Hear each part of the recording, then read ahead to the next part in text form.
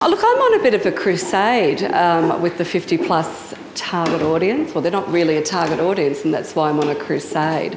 So I'm talking to lots of people in marketing, trying to change their minds about what the 50-plus group really could represent to you in your business.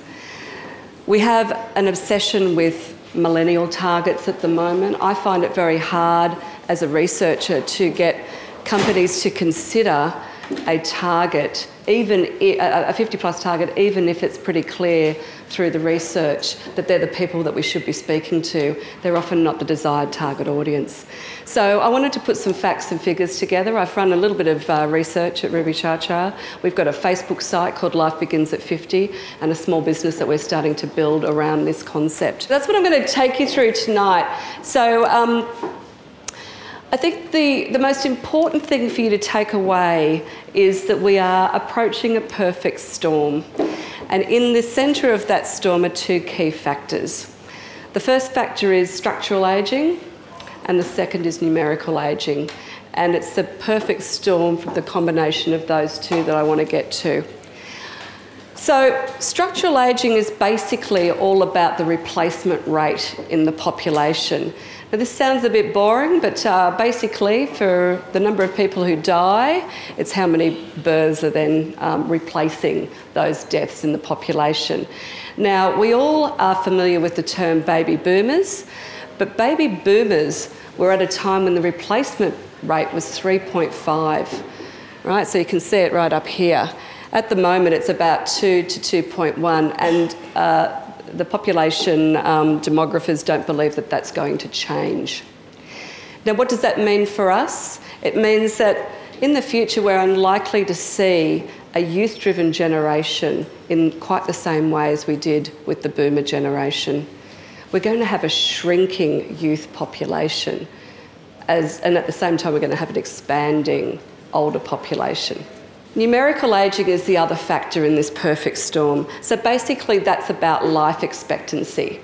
So we all know we're living longer. Even the former Treasurer was quite excited about the fact that we could be living to about 150 years of age, for different reasons than perhaps I am. But if you look at the figures over the past, if we look at the ageing graph, about 100 years ago, we're now living 25 years longer on average. So we are living longer. There's a lot that's been said about that, and it's often said in quite a negative way. So the press, media, and indeed governments are talking about the burden of an ageing population, which is not quite right. It's true that we're living longer. We're not necessarily living better. Okay, so we're living longer because there's great medical options, technology, science and so forth that's allowing us to live longer. But we're not living better because we've got some really, really big problems, which I think are opportunities for everybody in the audience to look at in terms of how we address the ageing population. So the problems that we are facing are things like financial planning. So we've got relatively poor financial planning. You know, that we've got the superannuation guarantee that was set up in the 90s by the Keating government, but it was set up at a time where the numerical ageing trajectory was much shorter. Right, so people weren't expected to really live past 80. So the bundle of money that you saved up in your super was enough to get you through. Now the big threat and the big problem for people is, will they outlive their savings or will their savings outlive them? And it's more likely that they will outlive their savings. So that's something that we need to really address, and it's a huge opportunity. The other thing that we need to address is the fact that it's very, very hard to find affordable housing for people as they age. You know, it's hard to find affordable housing, and what's popular in the press is hard for first home buyers to get in, but it's very, very hard for an ageing population to stay in, particularly when that becomes their main source of income when they retire. So there are a number of different issues, poor financial planning being a big issue, lifestyle diseases being another issue, so the growing rate of obesity, diabetes and so forth, preventable illnesses are impacting. So yes, we're living longer, we're not necessarily living better, but again, things that we can certainly look at in terms of opportunities. So this guy's Nick. He was in the Sydney Morning Herald maybe about 8 months or so ago now. What I love about Nick is he is this fantastic octogenarian.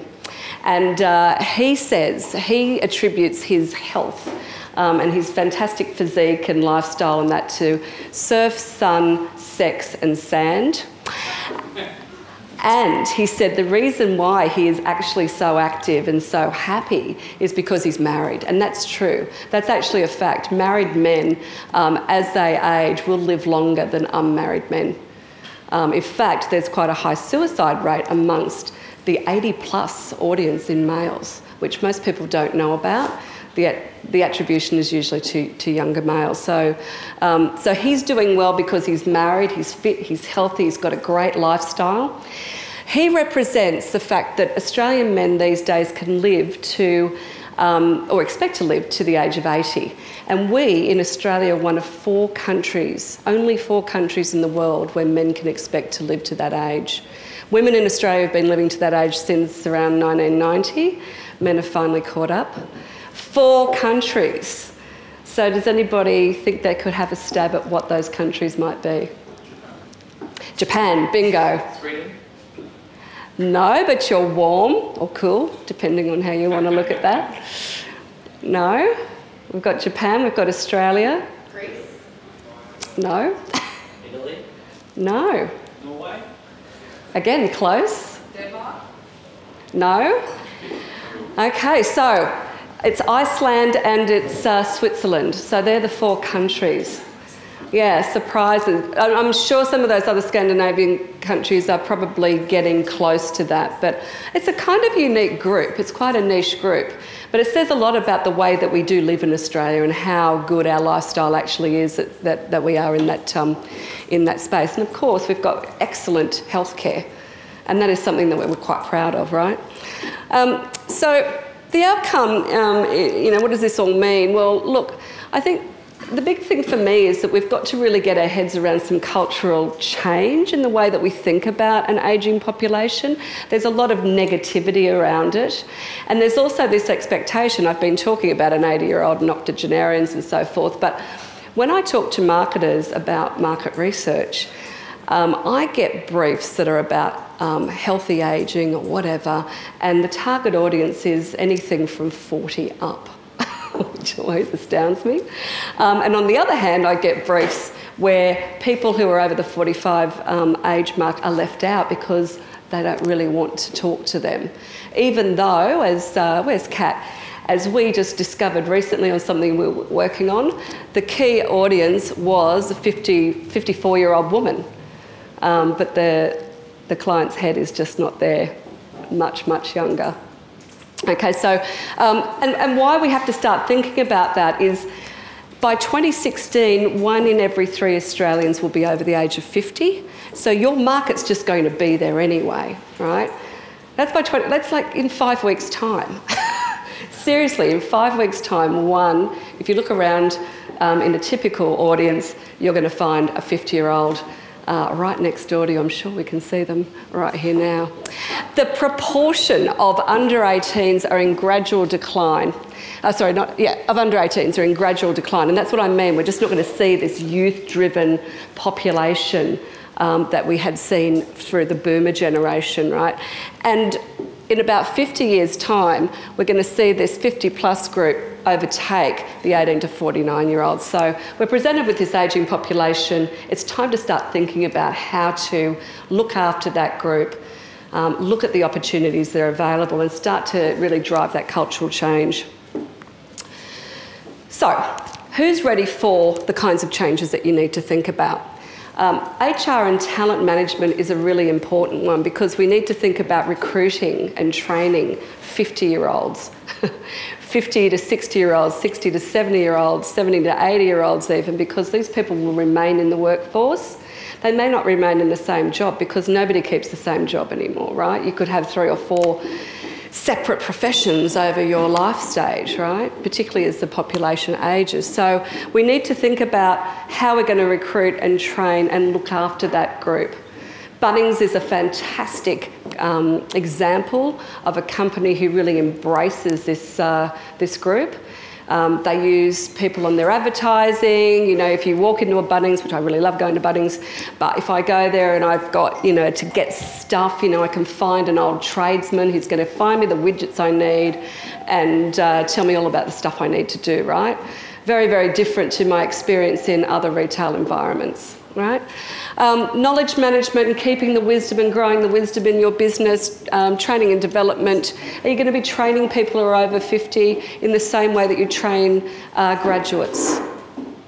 Will your next graduate be somebody who's over the age of 50? Highly likely, because we're seeing more and more of these, this age group heading into uni, into new professions, and anything from medicine through to journalism, you name it, right? Those people are out there. Workplace safety, what do you need to do? What will you need to think about in terms of looking after your employees? And then on the external changes front, of course, we've got things like brand development. How are we going to, well, which brands are going to really succeed? Which brands are going to win? Who's going to be talking to and targeting this ageing population in an appropriate manner? In the research that we did, one of the single most sticking factor to most people is that brands just don't talk to them. They don't talk to them at all. Not just they don't talk to them appropriately. There's a sense that they're just forgotten, that they're invisible. And you know, you have to chase after what's happening in the youth market to really get a sense. You know, if I want to really engage with a brand, I have to engage with it in a totally different way. Communications, tonality, these sorts of things we need to think about differently.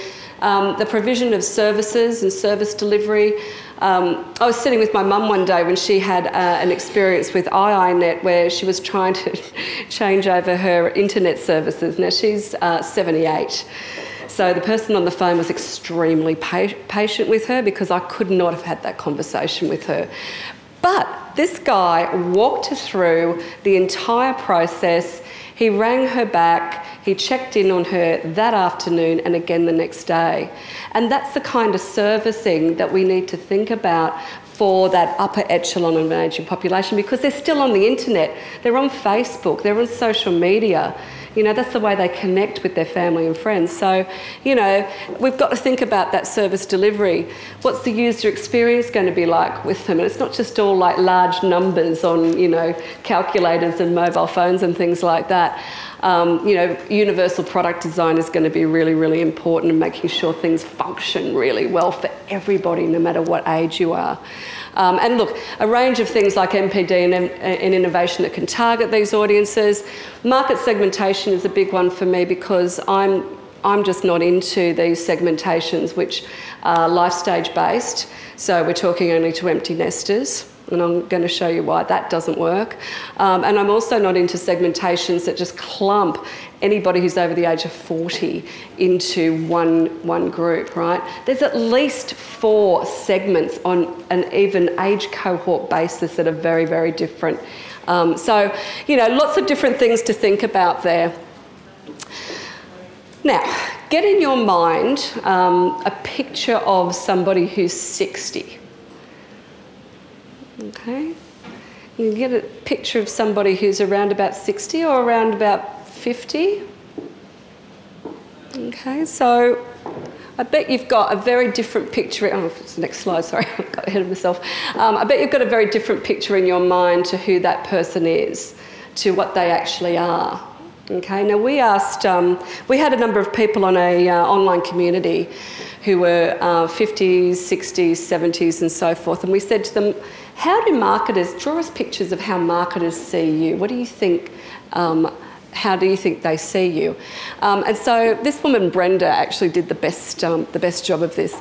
So she's pictured up here how travel companies see us. And that's just a large cruise ship or, you know, like one of those cruising things going down some river. Here's how our kids see us over the hill. This is how prospective employers see us. They only see the number there, you see the age, chuck the resume in the bin. How financial institutions see us. So the mortgage mostly paid off. And a big comment was, what mortgage? right? I don't necessarily have a mortgage or paid off. I've only just started my mortgage. Okay, I'm nowhere near that. Retirement funds building nicely, particularly not if you're a woman. Okay, highly unlikely retirement funds are building nicely. And kids moved out of home. Well, there are a number of women who are over the age of 50 who have quite young children in the household. You know, primary school or high school children, but that age group we associate with empty nesters, right? So, you know, we need to think differently about that and how life insurance and medical insurance companies see us. We're just walking wallets, okay, because our premiums are just out of control. So not really fair to be paying high premiums when we're supposed to be living longer. So that whole market needs a complete readjustment, as does financial planning. So we really do need this kind of cultural change in our perception of who these people are. I think what's fascinating is that Gen X is turning 50. And that's usually a bit of a shake-up, right? All of these sort of teen idols and so forth, they're all getting over the hill, right? And this is just a small sample. We post them up on the Facebook page as they start to turn 50, so we can, well, not throw darts at them or anything like that, but so people can feel like, wow, this is, you know, this change is really happening.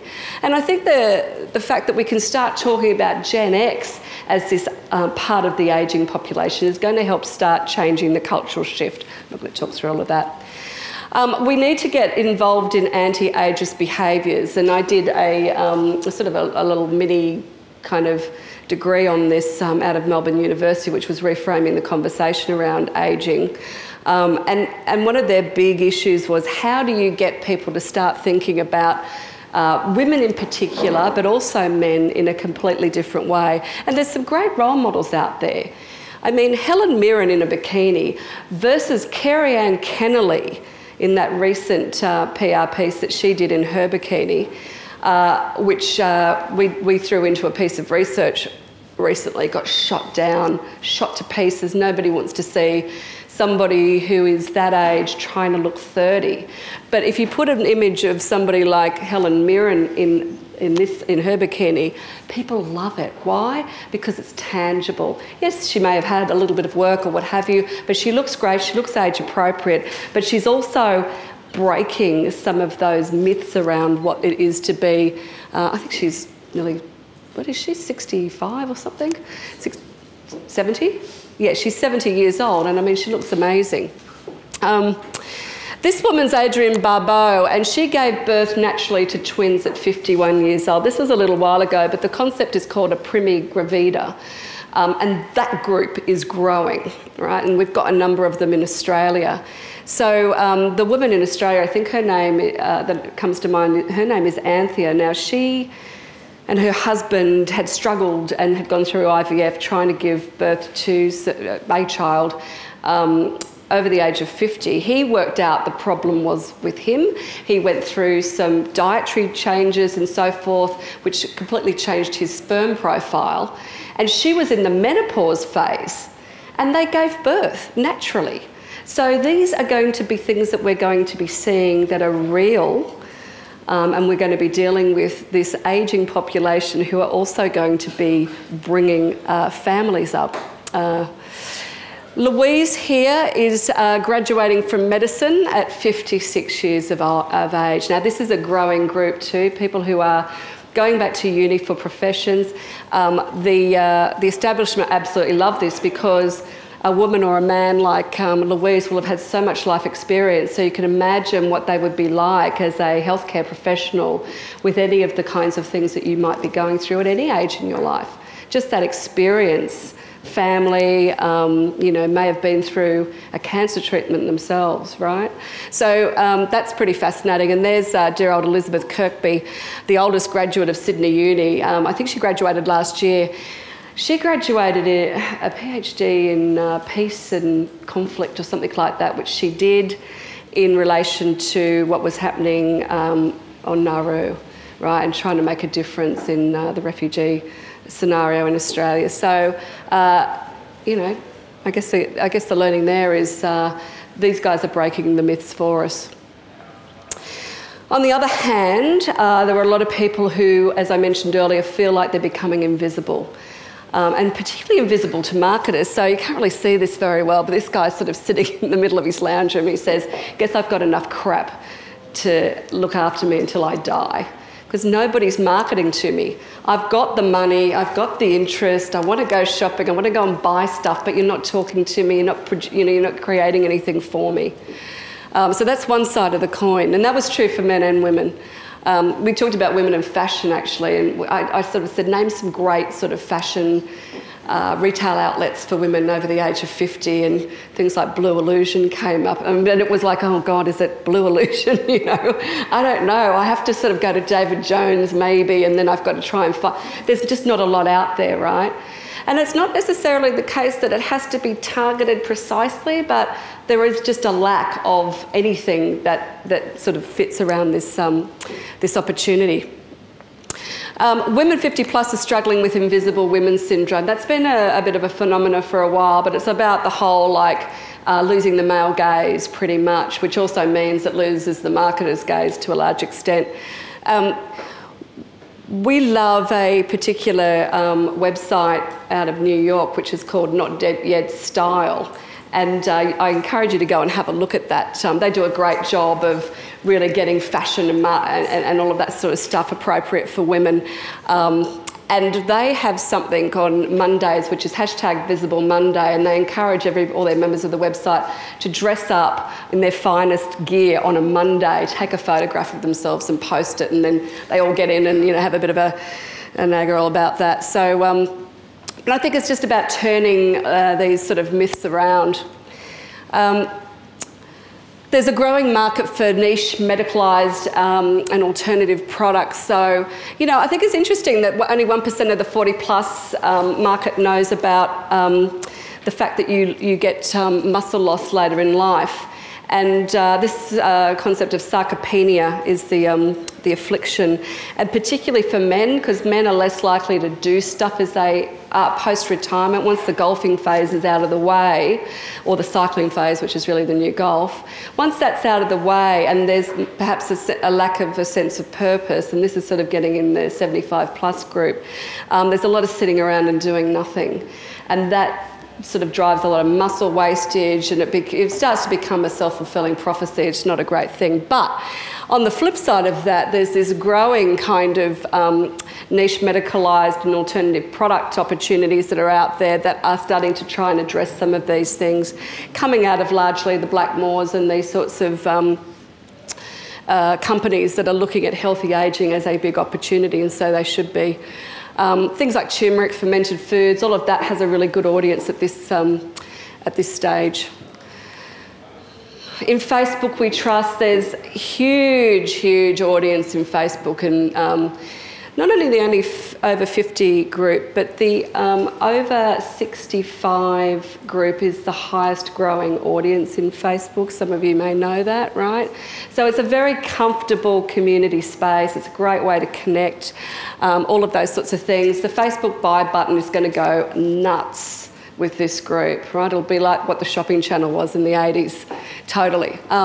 So look, I think it's, marketing to the 50 plus crowd on Facebook, and we get asked this a lot as researchers, oh, do you think they're actually online? And it's crazy, they're more than online. They're right into it, and they're into hashtags in a big way. They may not be on Instagram, but they're certainly on Facebook. So here's some social media usage. This is from census data. So you can see the proportion that access the internet daily is still quite high. 65 plus is over 50% of that population. And then when you look at the social media application, you can sort of see up here how high Facebook is. And Pinterest is one of those growing places, because that's quite craftsy for some people, artsy, craftsy, lots of recipes, that kind of thing. And in comparison to, say, something like Instagram and Snapchat, which obviously has its own audience at the other end. But people say that the young people are moving away from Facebook, and they're not. They're just using it in a different way. Retirement is something that I think is just going to be fascinating over the next sort of 10 years. So what happens with retirement? about how we fund ourselves in retirement. Do we actually retire at all? And we asked this question of the community. And it was interesting because the people who were over the age of 60 are already in that mindset. Retirement is something that they just expect to do, to have, to be, if they're not already retired. Okay, as you sort of inch down into the 50 to 59-year-olds, many of them have a belief that they won't be able to retire. They simply won't be able to afford to retire. Even if they've got a relatively good income now and relatively good super, the belief is that they know that they're going to live longer. They are worried about that concept of outliving their money or their money outliving them. And then even more frightening is the next group down, the 40 to 49-year-olds who really don't believe they're going to be able to retire at all. So will we have that concept of retirement that we've known for such a long time? I'm not so sure.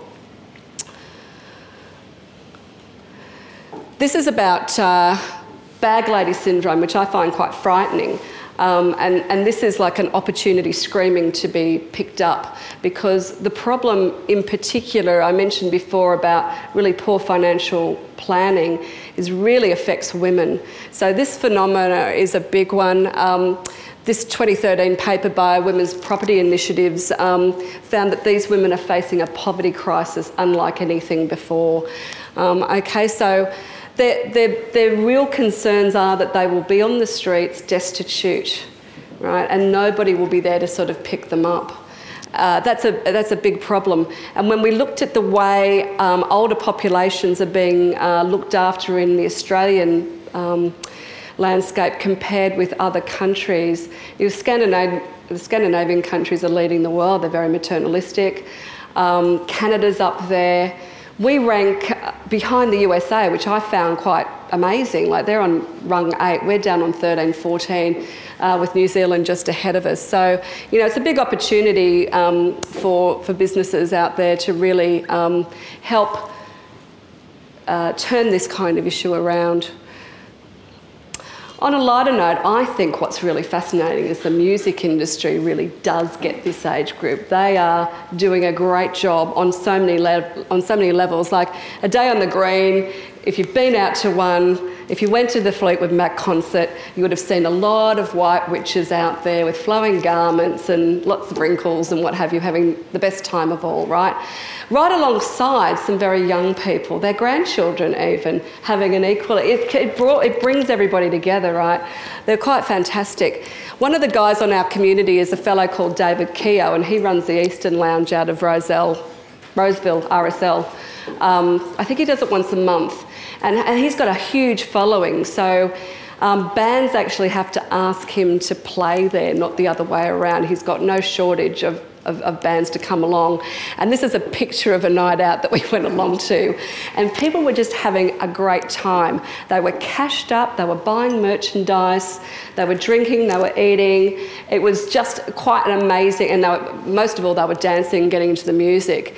And so there are all of these great, you know, fantastic opportunities through music that are already starting to address and turn around this cultural myth about the ageing population. And the other thing I mentioned, Universal Design. I think OXO is a brilliant company. You know, it's tough, but it's all about universal design, and it doesn't market its products to people with arthritis or, you know, problems. It markets its products as the best in class, right? So anybody can use it. It's just going to be functionally better than anything else on the market. And I think that's a really great lesson. It doesn't target seniors.